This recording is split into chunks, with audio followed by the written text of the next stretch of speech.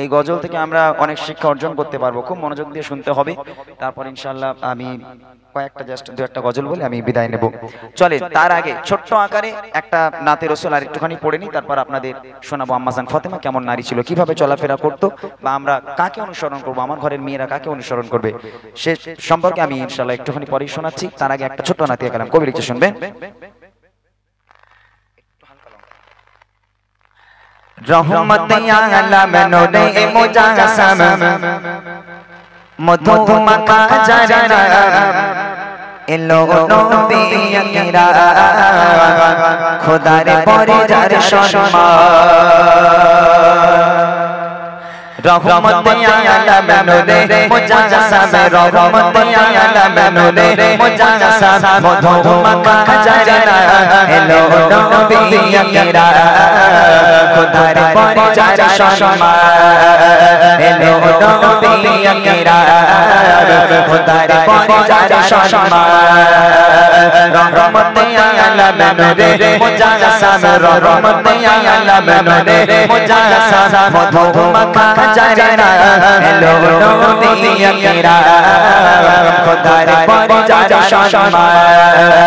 এলো নবী আকরাম খোদার পরজার সম্মান। সাজালো খোদা তার ওসিলা সাজালো খোদা তার ওসিলা আকাশ মাটি জিনিসান এলো নবী আকরাম খোদার পরজার সম্মান। রহমতে আলম নূরে মুজাসসাম রহমতে আলম নূরে মুজাসসাম মধু মাখা জানা এলো নবী আকরাম খোদার পরজার সম্মান। এলো নবী আকরাম খোদার পরজার সম্মান। আল্লাহ বলে ও ফারিসি সারা ছড়িয়ে পড়ো শশে দাও বেটে দাও এই সুসংবাদ আসিছে নবী আজ হবে আসিছে নবী আজ হবে। আল্লাহ বলে ও ফারিসি সারা ছড়িয়ে পড়ো শশে দাও বেটে দাও এই সুসংবাদ আসিছে নবী আজ হবে আসিছে নবী আজ হবে। জানে সমতল আরশের ফুল জানে সমতল আরশের ফুল পরমত রহমত সালাম এলো নবী আকরাম খোদার পরজার সম্মান। এলো নবী আকরাম খোদার পরজার সম্মান। রহমতে আলম নূরে মুজাসসাম রহমতে আলম নূরে মুজাসসাম মধু মাখা জানা এলো নবী আকরাম খোদার পরজার সম্মান। এলো নবী আকরাম খোদার পরজার সম্মান। সাজালো খোদা তার ওসিলা সাজালো খোদা তার ওসিলা আকাশ মাটি জিনিসান এলো নবী আকরাম খোদার পরজার সম্মান। রহমতে আলম নূরে মুজাসসাম মধু মাখা জানা এলো নবী আকরাম খোদার পরজার সম্মান। দুঃখ ব্যথা নিকশিয়া কালো চোর হয়ে সবার দিলে সুখের আবার শান্তির বাতাস বয়ে শান্তির বাতাস বয়ে। দুঃখ ব্যথা নিকশিয়া কালো চোর হয়ে সবার দিলে সুখের আবার শান্তির বাতাস বয়ে শান্তির বাতাস বয়ে ফুলে ফুলে মাছি ওড়ে রাশি রাশি ফুলে ফুলে মাছি ওড়ে রাশি রাশি তেরি গো খুশি পেগা এলো নবী আকরাম খুদার পরে যার সম্মান এলো নবী আকরাম খুদার পরে যার সম্মান রহমতে আলম নূরে মুজাসা রহমতে আলম নূরে মুজাসা মধু মাখা জানা এলো নবী আকরাম খুদার পরে যার সম্মান এলো নবী আকরাম খুদার পরে যার সম্মান এলো নবী আকরাম খুদার পরে যার সম্মান। মাশাআল্লাহ, क्या बात है। ভালো যেভাবে আপনারা বসে বসে ভদ্রতার সঙ্গে আদবের সঙ্গে আপনারা গজল শুনছেন পর্দার সঙ্গে মাশাআল্লাহ, ওই জন্যই আরো বিশেষ করে আপনাদের শোনানো যে আরো কিছু সচেতন যদি মায়েরা হয়ে যায় আরো ভালো হবে। দেখেন আম্মাজান ফাতেমা ছিল নবীর বেটি, আর আজকের এই গ্রামের নামটা কি জানো? আইমা, আইমা গ্রামের নাম। এখন আইমারও অনেক ফাতেমা আছে, এখানে হয়তো আমার অনেক মায়েরা বোনেরা আছে যাদের নাম ফাতেমা। এখন নবীর বেটি ফাতেমা আর আইমার ফাতেমা, এই দুই ফাতেমার মধ্যে পার্থক্য একটু বোঝাবো। দেখেন নবীর মেয়ে ফাতেমা জান্নাতের রানী, ভালো করে বুঝবেন। নবীর মেয়ে ফাতেমা ছিল জান্নাতের রানী, এটা আমরা সকলে জানি। এখন অনেক মেয়েরা মনে করে যে নবীর মেয়ে ফাতেমা সে আল্লাহ রসুলের মেয়ে বলে, শেষ নবীর মেয়ে বলে সে আল্লাহ পাক তাকে জান্নাতের রানী করেছে আমার নবী পাকের জন্য। তা কিন্তু নয়, নবী পাকের জন্য কিন্তু ফাতেমা জান্নাতের রানী হয়নি। ফাতেমা জান্নাতের রানী হয়েছে নিজ গুণে। কি গুণ ছিল সেই গুণগুলো আপনাদের শোনাবো, কেননা নবীর মেয়ে ফাতেমা সেও এক নারী, আইমার ফাতেমা সেও নারী। নবীর মেয়ে ফাতেমা পর্দা করে, আইমার মেয়ে ফাতেমাও পর্দা করে। নবীর মেয়ে ফাতেমা যে খাদ্য খায় তারাও সে খাদ্য খায়। এখন তারও দুটো কান দুটো চোখ একটা নাক, এখানকার ফাতেমারও দুটো কান দুটো চোখ একটা নাক, তাহলে তো সব সেম, সবই সেম। তারপরেও নবীর মেয়ে ফাতেমা কেন জান্নাতের রানী হয়েছে? যদি আইমার কোন এক বোন ফাতেমা জান্নাতের রানী হতো তাহলে লোকের সঙ্গে বলে বলে বেড়াতে পারতাম, একটু গর্ব করতে পারতাম যে আইমার ছকিনাবুর মেয়ে ফাতেমা জান্নাতের রানী হয়েছে, একটু বলে বেড়াতে পারতাম, কিন্তু তা তো হয়নি। কিসের জন্য? মাত্র দুটো জিনিস আপনাদের শোনাবো। অনেক অনেক আছে, পার্থক্য আছে, মা ফাতেমার সঙ্গে অনেক কাহিনী আছে যে কিসের জন্য তিনি জান্নাতের রানী। সর্বমূল পার্থক্য হলো দুটো। আমার ঘরের ফাতেমার সঙ্গে নবীর মেয়ে ফাতেমা দুটো পার্থক্য ছিল, যে পার্থক্যের জন্য আল্লাহ পাক আল্লাহ তাআলা তাকে জান্নাতের রানী হিসেবে ঘোষণা করেছিলেন। সেই দুটো পার্থক্য কি কবি ছন্দের মাধ্যমে লিখছে, দেখেন। যদি হতে চাও নারী জান্নাতি জান্নাতি, আম্মা ফাতেমার মতো হও নিজে তৈয়ারি। যদি হতে চাও নারী জান্নাতি জান্নাতি, আম্মা ফাতেমার মতো হও নিজে তৈয়ারি। যদি হতে চাও নারী জান্নাতি জান্নাতি, আম্মা ফাতেমার মতো হও নিজে তৈয়ারি। কেমন নারী তিনি, কেমন নারী তিনি, ছিলেন কেমন সংসারী। যদি হতে চাও নারী জান্নাতি জান্নাতি, আম্মা ফাতেমার মতো হও নিজে তৈয়ারি। যদি হতে চাও নারী জান্নাতি জান্নাতি, আম্মা ফাতেমার মতো হও নিজে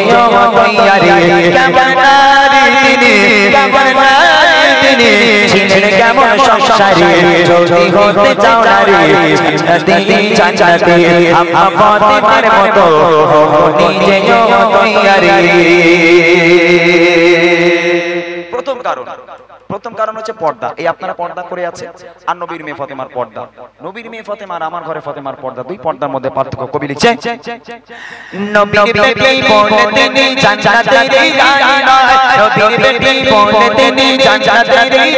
নয়। এই মর্তবা পেলো ঈমান, এই মর্তবা পেলো ঈমান, আমলের দ্বারা। দেখতে কেমন ফাতেমা ছিল কেউ তো জানে না, দেখতে কেমন ফাতেমা ছিল কেউ কেউ তো জানে না জীবন কাটে তাবেলি দেবা জীবন কাটে তাবেলি দেবা তাহার এক বছর পরে যদি হতে চাও নারী জান্নাতি জান্নাতি আম্মা ফাতেমার মতো নিজে তৈয়ারি যদি হতে চাও নারী জান্নাতি জান্নাতি আম্মা ফাতেমার মতো নিজে তৈয়ারি কেমন নারী তিনি কেমন নারী তিনি ছিলেন কেমন সংসারী যদি হতে চাও নারী জান্নাতি জান্নাতি আম্মা ফাতেমার মতো নিজে তৈয়ারি একটা মাত্র বোরকা ছিল নবীর মেয়ে ফাতেমার একটা বোরকা এই একটা বোরকা পরে ফাতেমা সারা জীবন কাটিয়েছে তাও ফ্রেশ বোরকা নয় চতুর্দিকে তাবলি মারা ছেঁড়া ফাটা বোরকা সেলাই করা তাবলি মারা বোরকা পরে নবীর মেয়ে ফাতেমা সারা জীবন কাটিয়ে দিল তথাপিও আম্মাজান ফাতেমা কেমন দেখতে ছিল আম্মাজান ফাতেমা তিনি লম্বা নাকি তিনি বেটে তিনি ফর্সা ছিল নাকি তিনি কালো ছিল তার স্বামী আর সন্তান এই দুই পুরুষ ছাড়া পৃথিবীর আর কোনো পরপুরুষ আম্মাজান ফাতেমাকে কখনো চোখে দেখেনি যে আম্মাজান ফাতেমা কেমন নারী ছিল কেমন দেখতে ছিল পরিষ্কার না কালো ছিল লম্বা না বেটে কেউ কখনো দেখতে পাইনি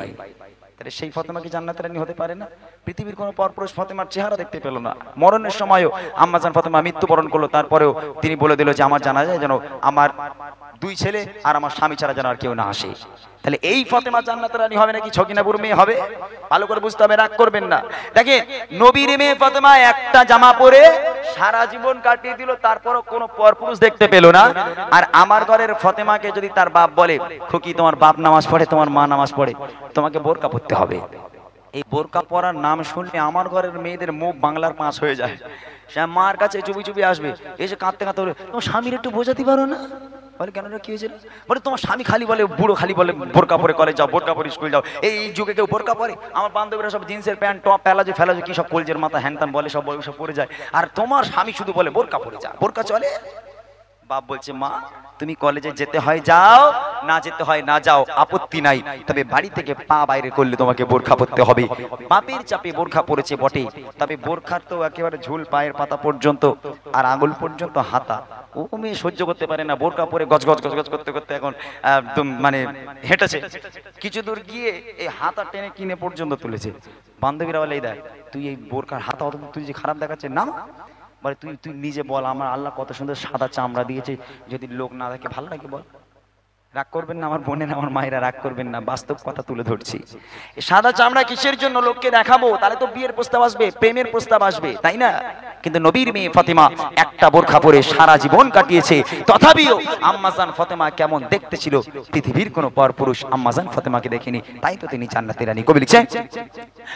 নবীর বেটি বলে তিনি জান্নাতের রানী নয় নবীর বেটি বলে তিনি জান্নাতের রানী নয় এই মন বাবা পেলো ঈমান মন বাবা পেলো ঈমান আমনে তারা দেখতে কেমন ফাতেমা ছিল কেউ তো জানে না দেখতে কেমন ফাতেমা ছিল কেউ তো জানে না জীবন কাটে তাবেলি দেবা জীবন কাটে তাবেলি দেবা তাহার এক বছর পরে যদি হতে চাও নারী জান্নাতি জান্নাতি আম্মা ফাতেমার মতো নিজে তৈয়ারি যদি হতে চাও নারী জান্নাতি জান্নাতি আম্মা ফাতেমার মতো নিজে তৈয়ারি কেমন নারী তিনি কেমন নারী তিনি ছিলেন কেমন সংসারী যদি হতে চাও নারী জান্নাতি জান্নাতি আম্মা ফাতেমার মতো নিজে তৈয়ারি এইবারে দেখেন যে সমস্ত মায়েরা আপনারা নিজেরা মানেন যে স্বামীর পায়ের তলায় জান্নাত স্বামীর পায়ের তলায় মেয়েদের জান্নাত যারা মানেন তাদের জন্য দেখেন নবীর মেয়ে ফাতেমা স্বামীকে কেমন মানতো স্বামীকে কেমন খিদমত করতো আর আঙ্গা ঘরের ফাতেমারা কত সুন্দর করে স্বামীর খিদমত করে কবি লিখছে দেখেন পিতার কথায় স্বামীর সেবা করতো তিনি আবিরা পিতার কথায় স্বামীর সেবা করতো তিনি আবিরা কখনো করেনি কিছু কখনো করেনি কিছু স্বামীর অপমান করেছিল তার স্বামী তো তার কাছে নামে করেছিল তার স্বামী তো তার কাছে নামে রাতে দিন রাত কেটে যায় রাতে দিন রাত কেটে যায় শুধু স্বামীর সেবা করে যদি হতে চাও নারী জান্নাতি জান্নাতি আম্মা ফাতেমার মতো নিজে তৈয়ারি যদি হতে চাও নারী জান্নাতি জান্নাতে আম্মা ফাতেমার মতো হও নিজেও তৈয়ারি কেমন নারী তিনি কেমন নারী তিনি ছিলেন কেমন সংসারে যদি হতে চাও নারী জান্নাতি জান্নাতে আম্মা ফাতেমার মতো হও নিজেও তৈয়ারি হযরতে আলী মা ফাতেমার স্বামী এত গরিব মানুষ ছিল ফাতেমাকে একবেলা খাবার দেওয়ার ক্ষমতা ছিল না ভাই ফাতেমাকে একটা পোশাক কিনে দেওয়ার ক্ষমতা নেই পেটে পাথর বাঁধা 3 দিন হয়ে যায় 4 দিন হয়ে যায় বাড়িতে চুলো জ্বলে না পেটে পাথর বাঁধা তারপরেও আম্মা জান ফাতেমা একটা বাড়ির জন্য স্বামীর কাছে গিয়ে চোখে চোখ রেখে বলেনি যে আপনি আমার স্বামী হবার যোগ্য না আপনি নবীর মেয়েকে বিয়ে করেছেন নবীর মেয়েকে খাওয়া দিতে পারেন না একটা বোরকা কিনে দেওয়ার ক্ষমতা নেই কেমন স্বামী কিসের স্বামী আপনি কখনো ফাতেমা স্বামীর চোখে চোখ রেখে এই কথা বলেনি পেটে ভাত নেই পরনে কাপড় নেই তারপরও স্বামীর কাছে মাথা হ্যাট করে মাথা ঝুঁকিয়ে কথা বলেছে স্বামীর শুকরিয়া আদায় করেছে আমার স্বামী আমাকে যেভাবে রেখেছে আমি ফাতেমা খুশি আমার ঘরের ফাতেমারা পারবে ও মায়েরা রাগ করলে হবে না মা ছেলে রাজমিস্ত্রি কাজ করে সকালবেলা পান্তা খেয়ে বেরিয়ে গেল আর সন্ধ্যা হব হব ভাব হাত মুখ ধুয়ে হাত পাচ্ছে ঠিকাদার তাকে 500 টাকা দিল সারাদিন রোদ ধরে খাটলো 500 টাকা দিল একটা রাজমিস্ত্রি ছেলের মধ্যেও স্ত্রীর ভালোবাসা থাকে এখন ওই ছেলেটা মনে করছে সামনে ঈদ বিবিকে কোনোদিন কিছু দেওয়া হয় না তা আজকের 500 টাকার কাজ করেছি 1 টাকা নিজের কাছে রাখবো না সব আমার বউর জন্য শাড়ি কিনে নিয়ে যাবো 500 টাকা নিয়ে দোকানে গেল 500 টাকার আর কেমন শাড়ি হবে ভাই যাই হোক একটা সুতির শাড়ি হয়েছে এখনো শাড়ি নিয়ে বাড়ি গেল সাইকেল চালিয়ে চালিয়ে আনন্দের সঙ্গে বাড়ি গেল যেহেতু ও জানে যে বউদের যখন কেউ গিফট করে স্বামীরা তখন বউরা খুশি হয় স্বামীরা যদি বউকে গিফট করে বউ খুশি হয় তো এই নিয়েতে একটা শাড়ি কিনে বাড়ি গেল গিয়ে সাইকেলটা রেখে ফাতেমাটা যায় ফাতেমা ফাতেমা বেরিয়ে আয় বাইরে আয় আমাদের ঘরের ফাতেমার টেম্পার তো 5G স্পিডে চলে ওই রকম দেখতেছো কেন ভূতি ধরেছ তোমার ওই রকম দেখতেছো কেন তো ডাক চেঞ্জ হয়ে গেছে কেন আছে বলে তুই রাগ করিস না সামনে সরে একটা কথা আছে বলো কি হয়েছে বলো আজকে না তোর জন্য একটা সারপ্রাইজ এনেছি একটা গিফট আছে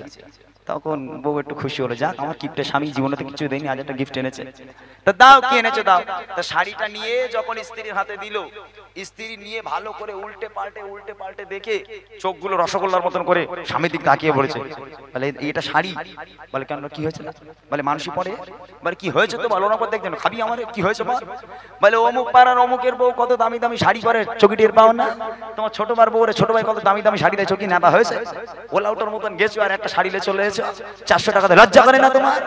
ওরে আল্লাহ সে কি টেম্পার স্বামীর উপরে বাপ রে বাপ শেষ পর্যন্ত গালাগাল করতে করতে ওই স্ত্রী স্বামী বলে আমার চোখের সামনে থেকে দূর হয়ে যাও আজ থেকে তোমারও তালাক তোমার শাড়িরও তালাক হায় রে আম্মা জান ফাতেমা পেটে ভাত নেই পরনে কাপড় নেই স্বামীর শুকরিয়া আদায় করেছে আল্লাহ রাসূল বলতো ফাতেমা আমি তোমার আব্বা বলি আল্লাহর পরে যদি কাউকে সিজদা করার হুকুম দিতাম আমি প্রত্যেক নারীকে বলতাম হে নারী তোমরা তোমার স্বামীর পায়ে লুটিয়ে পড়ো স্বামীর পায়ে সিজদা করো খবরদার জানো স্বামীকে কষ্ট দিও না তাহলে ইহকাল পরকাল দুই কালই তোমাকে হারাতে হবে কখনো জান্নাতের মুখ তুমি দেখতে পাবে না আম্মা জান ফাতেমা এই জন্য তিনি জান্নাতের রানী ছিল তাই কবি লিখছে পিতার কথায় স্বামীর সেবা করত তিনি আবিরা পিতার কথায় স্বামীর সেবা করত তিনি আবিরা কখনো করেনি কিছু কখনো করেনি কিছু তার স্বামীর অপমান করেছিল তার স্বামী তো তার কাছে দামি করেছিল তার স্বামী তো তার কাছে দামি না খেয়ে দিন রাত কেটে যায় না খেয়ে দিন রাত কেটে যায় স্বামীর সেবা করে যদি হতে চাও নারী জান্নাতি জান্নাতে আম্মা ফাতেমার মতো হও নিজেও তৈয়ারি যদি হতে চাও নারী জান্নাতি জান্নাতে আম্মা ফাতেমার মতো হও নিজেও তৈয়ারি কেমন নারী তিনি কেমন নারী তিনি ছিলেন কেমন সংসারে যদি হতে চাও নারী জান্নাতি জান্নাতে আম্মা ফাতেমার মতো হও নিজেও তৈয়ারি আর একটা ছন্দ শেষ কথা ইমামে হাসান ইমামে হুসাইন দুই ভাই দরওয়াজার সামনে দাঁড়িয়ে দাঁড়িয়ে কাঁদছে এমত অবস্থায় নবী পাক ফাতেমার বাড়ি এসে হাজির ফাতেমা দরজা খুলে আব্বা এসেছি দরজা খুলে গেল দেখছে সামনে দাঁড়িয়ে আছে দুই নয়নের লাল চোখে পানি আজকের চোখগুলো যেন একেবারে কান্নায় ভরা আল্লাহ রাসূল জিজ্ঞেস করছে আমার কলিজার টুকরা হাসান হোসেন তোরা কাঁদছিস কেন বাবা, কি হয়েছে? বলে না না তোমার কাছে বিচার দেব। বলে কার বিচার দিবি? বলে তোমার মেয়ে ফাতেমার বিচার দেব। কেন আমার মেয়ে ফাতেমা কি করেছে? হাসান হোসেন বলছে নানা জান তোমার মেয়ে ফাতেমা মিথ্যা কথা বলেছে। আল্লাহ রাসূল বলছে হাসান আমার মেয়ে ফাতেমা কোনোদিন মিথ্যা বলতে পারে না, কি হয়েছে বল? বলে নানা জান আজকে 3টে দিন হয়ে গেল তোমার মেয়ে ফাতেমার কাছে যাই, মা ক্ষুধা লেগেছে খাবার দাও। তোমার মেয়ে ফাতেমা চুলো জ্বালায় বটে, হাঁড়ি বসায় বটে, তবে তাতে চাল দেয় না নানা, তাতে পানি দেয় আর কিছু পাথরের টুকরো দেয়, দিয়ে আমাদের সান্ত্বনা দেয় এই যে বাবা রান্না হচ্ছে তোরা গিয়ে ঘুমা, রান্না হয়ে ডেকে খাওয়াবো। এরকম পানি গরম করে করে পাথর ফুটিয়ে ফুটিয়ে 3 দিন কাটিয়ে দিল নানা, একটা দানাও আমাদের পেটে দেয় না। আজকের যদি তোমার হাসান হোসেনকে খাবার না দাও না, তোমার হাসান হোসেনের মরা মুখ তোমাকে দেখতে হবে। এই কথা শোনার সাথে সাথে আমরা আপনারা নবী অঝর নয়নে কেঁদে ফেললো। কাঁদতে কাঁদতে নবী পাক যে পিরান মোবারকখানা পড়েছিল ওই পিরানটা তুলেছে, পেট পর্যন্ত পিরানটা তুলে হাসান হোসেনকে বলছে ও আমার কলিজার টুকরা তোরা কি দেখতে পাচ্ছিস বাবা? বলে নানা তোমার পেটে তো পাথর দেখতে পাচ্ছি। আল্লাহ রাসূল কাঁদতে কাঁদতে বলেছিল ও হাসান ও হুসাইন তোরা তো 3 দিন খাস না বাবা, আমি তোর নানা আজকের 5টা দিন হয়ে গেল, পানি ছাড়া আমার পেটে আর কিচ্ছু পড়েনি বাবা, পানি ছাড়া আমার পেটে আর কিচ্ছু নেই। মা ফাতেমার পেটে পাথর, হাসান হুসাইনের পেটে পাথর, কিন্তু কখনো আল্লাহ শুকরিয়া আদায় করতে বলেনি, কখনো নামাজ কাজা করেনি, পেটে ভাত নেই তারপরও সিজদায় গিয়ে আল্লাহ শুকরিয়া আদায় করেছে, তাই তারা জান্নাতের সার্টিফিকেট দুনিয়ার বুকে পেয়েছে। শেষ কথা কবি লিখছে হাসান হোসেন বলছে না করো গোমতের বিচার, হাসান হোসেন বলছে না করো গোমতের বিচার, তোমার আদরের ফাতেমা তোমার আদরের ফাতেমা তাইরা গোমতের খাবার কেঁদে কেঁদে ফাতেমা কয় গো আকাশ সোনা কেঁদে কেঁদে ফাতেমা কয় গো আকাশ সোনা, পানি ছাড়া আমার ঘরে পানি ছাড়া আমার ঘরে আর তো কিছু পাবে না, যদি হতে চাও না রে জান্নাতি আমরা ফাতেমার মতো নিজে জগতিয়া রে, যদি হতে চাও না রে জান্নাতি আমরা ফাতেমার মতো নিজে জগতিয়া রে, কেমনার দিনে কেমনার দিনে ছিলেন কেমন সংসারে, যদি হতে চাও না রে জান্নাতি আমরা ফাতেমার মতো নিজে জগতিয়া রে, যদি হতে চাও না রে জান্নাতি আমরা ফাতেমার মতো নিজে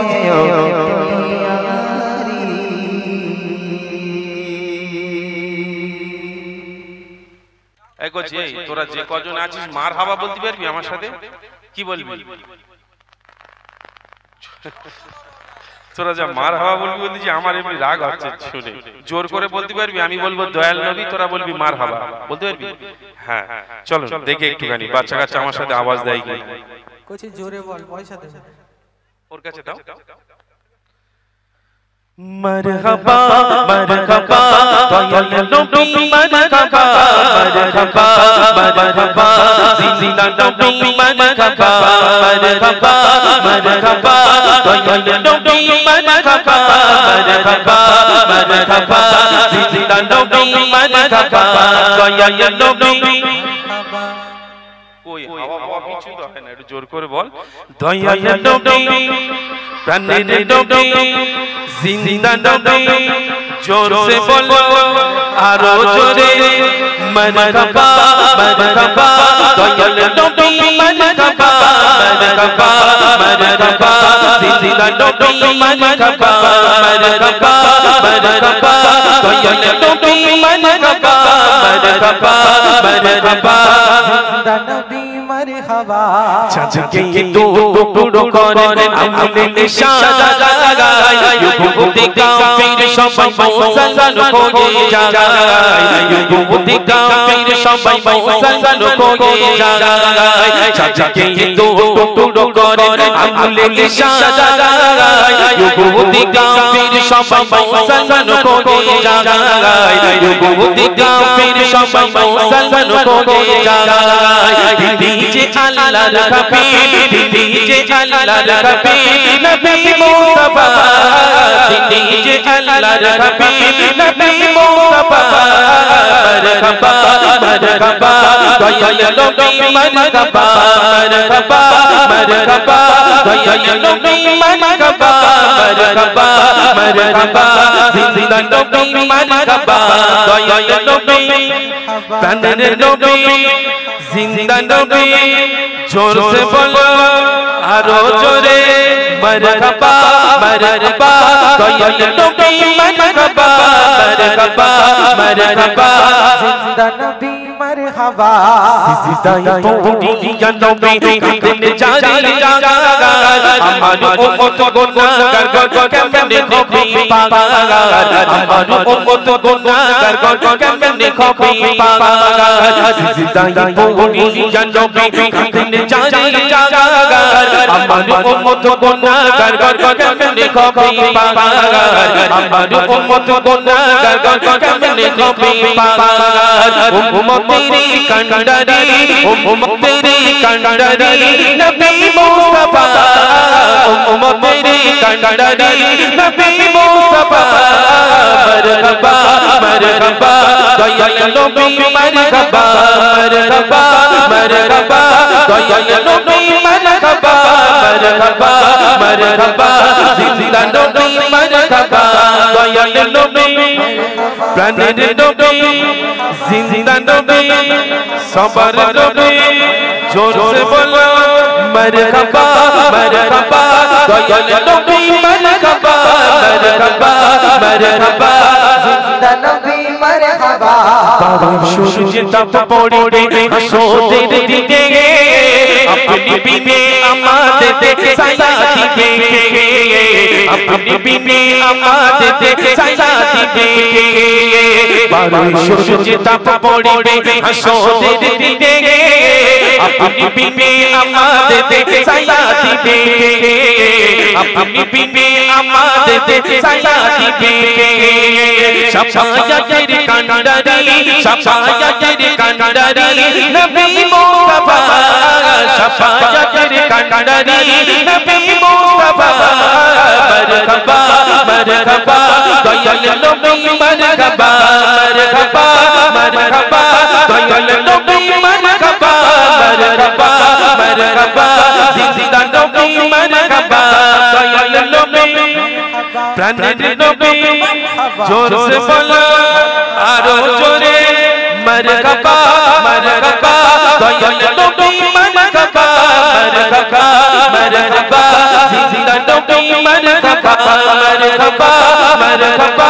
दयाल नबी मरहबा मरहबा मरहबा जिंदा नबी मरहबा मरहबा मरहबा दयाल नबी मरहबा मरहबा मरहबा जिंदा नबी मरहबा চল তোদের আরেকটা ভালো লাগা কালাম শোনাবো বাংলাদেশের কালাম যদি নাত লিখতে লিখতে হবে হবে তো চলো দেখি যদি নাত লিখতে লিখতে চোখে ঘুম চলে আসে তুমি দেখা দিও রাসূল আমার স্বপ্নে এসে যদি নাত লিখতে লিখতে চোখে ঘুম চলে আসে তুমি দেখা দিও রাসূল আমার স্বপ্নে এসে যদি নাত গাইতে গাইতে চোখে ঘুম চলে আসে তুমি ঘুম পাড়িয়ে দিও রাসূল জিয়রে এসে আমি সদা ঠিকানে তোমার ভাবনায় কত শুনবে তারে মনের মতো সাজায় আমি সদা ঠিকানে তোমার ভাবনায় কত শুনবে তারে মনের মতো সাজায় যদি মনের মতো গাতা মনের মতো না হয় যদি মনের মতো গাতা মনের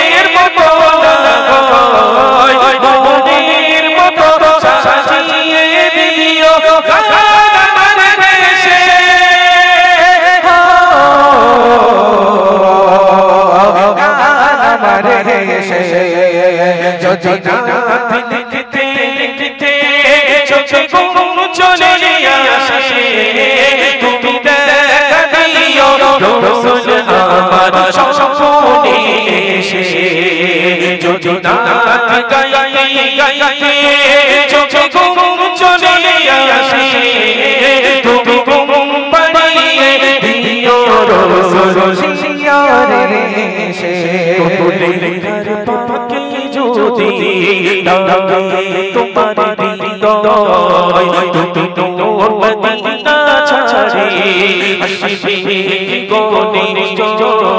কবলে ঘর ভাঙি যদি তোমার হৃদয় তুমি মদিনা ছাড়ে আসবে কি গনি লেখার পাকে যদি ডাকে তোমার হৃদয় তুমি তোর মদিনা ছাড়ে আসবে গনে যদি রাখো সতে সতে জানতের ঘরে যদি রাখো সতী সতী চরণ পাপের ঘরে জীবন কাটিয়ে দেব তার চাচার পাশে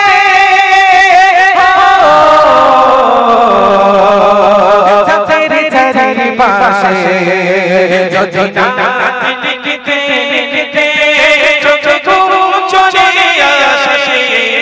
তুমি দেখা দিও রাসূল আমার স্বপ্নে এসে যদি নাথ গাইতে গাইতে চোখে ঘুম চলে আসে তুমি ঘুম পাড়িয়ে দিও রাসূল শিয়ারে এসে তুমি দেখা দিও রাসূল আমার স্বপ্নে এসে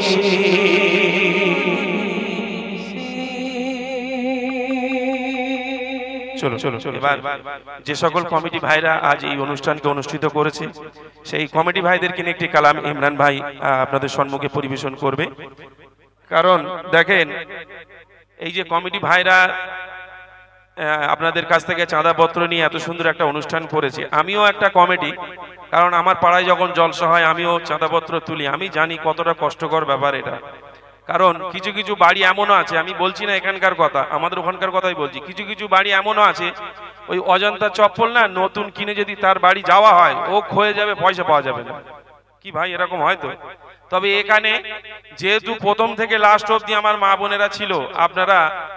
এবছর থেকে আমার মা বোনেদের উপরে একটু চাপ বেশি দেবেন। তার কারণ মা বোনেদের কাছে এখন সরকার থেকে একটা ভান্ডার দিয়েছে। কি ভান্ডার?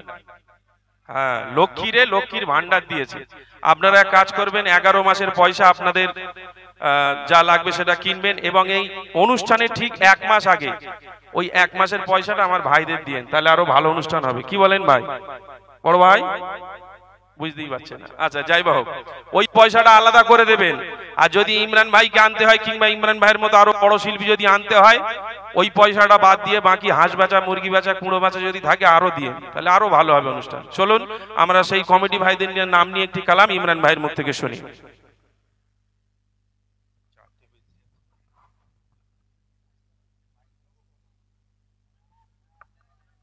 হ্যালো,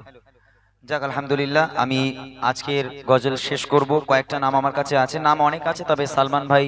যে শিল্পী আছেন তিনি কিছুটা গাইবেন, আমি কিছুটা নাম নিয়ে নিলাম। আমি এই গজলটি বলে আমাকে বিদায় দিতে হবে, যেহেতু এত রাত পর্যন্ত আমি কোথাও অনুষ্ঠান করিনি, আমার শেষ 1টা পর্যন্তই লাস্ট থাকে। তো আলহামদুলিল্লাহ এখানে ভরি হয়ে গেল প্রায়। তারপরেও জানি না পরের বছর আমি আসতে পারবো কিনা, তবে একটাই কথা, মাউদ ভাই যারা বলছিল সকলে একটু বেশি বেশি চাঁদাপত্র দেবেন, যেহেতু এটা প্রথম অনুষ্ঠান। দেখেন গ্রামে গ্রামে এরকম গজলের অনুষ্ঠান করলে উপকার কি হয় জানেন? এই যুবক ছেলেরা খারাপি থেকে দূরে থাকবে, এই বাচ্চাগুলো গান বাজনা থেকে, বোনগুলো গান বাজনা থেকে দূরে থাকবে। এরকম অনুষ্ঠান যাতে আরো বড় করে হয় সে চিন্তাধারা আপনাদের মধ্যে রাখতে হবে। আমার মতো অযোগ্য নগণ্য ছোট্ট শিল্পীকে আনার দরকার নেই, আমার থেকে আরো বড় বড় অনেক শিল্পীরা আছে, তাদেরকে আপনারা নিয়ে আসুন, তাদের গজল শুনুন। তবে এই মাহফিলটাকে আরো সুন্দর করে সাজাতে হবে, আরো বড় করার চেষ্টা করবেন, এ দায়িত্ব এই গ্রামের মানুষের।